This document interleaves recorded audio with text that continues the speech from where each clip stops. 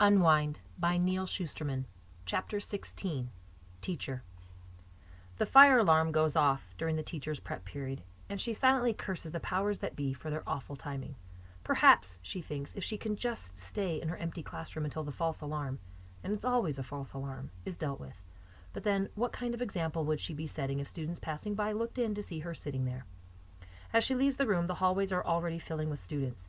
Teachers try their best to keep them organized, but this is a high school. The organized lines of elementary school fire drills are long gone, having been replaced by the brazen, hormonal zigzags of kids whose bodies are too big for their own good. And then she sees something strange, something troubling.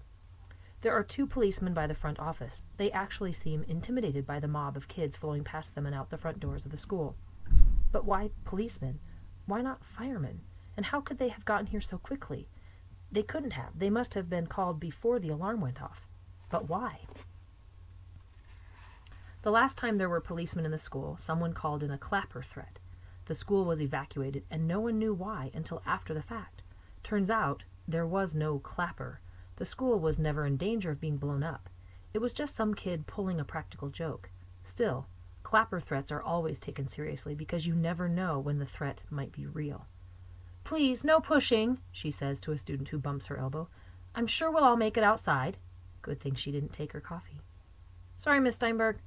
As she passes one of the science labs, she notices the door ajar. Just to be thorough, she peeks in to make sure there are no stragglers or kids trying to avoid the mass exodus. The stone-top tables are bare and the chairs are all in place. No one had been in the lab this period. She reaches to pull the door closed, more out of habit than anything else, when she hears a sound that is wholly out of place in the room.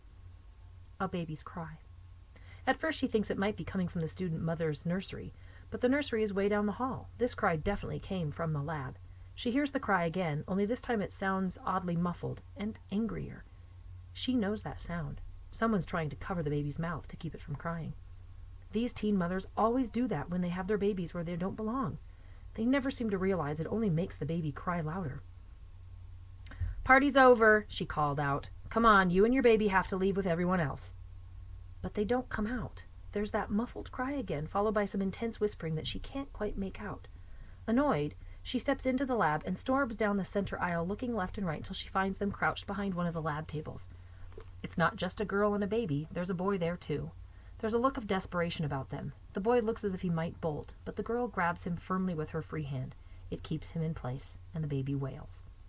The teacher might not know every name in school, but she's fairly certain she knows every face, and she certainly knows all the student mothers. This isn't one of them, and the boy is completely unfamiliar, too. The girl looks at her, eyes pleading, too frightened to speak. She just shakes her head, and it's the boy who speaks.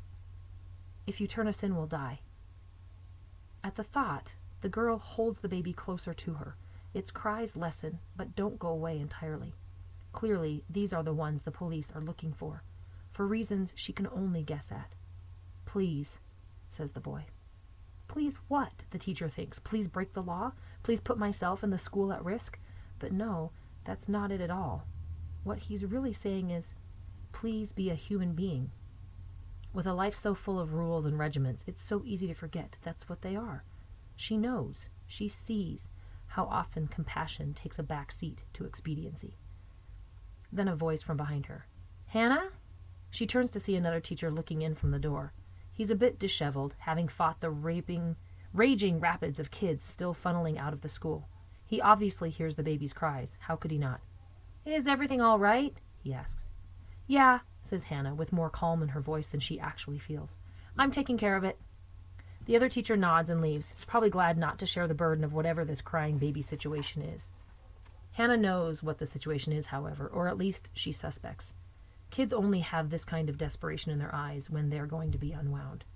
She holds out her hand to the frightened kids. "Come with me."